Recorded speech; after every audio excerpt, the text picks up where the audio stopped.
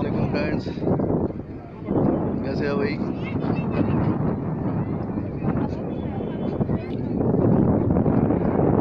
इस वक्त मैं माला जब्बा में सबसे ऊंची चोटी पे चढ़ा हुआ हूँ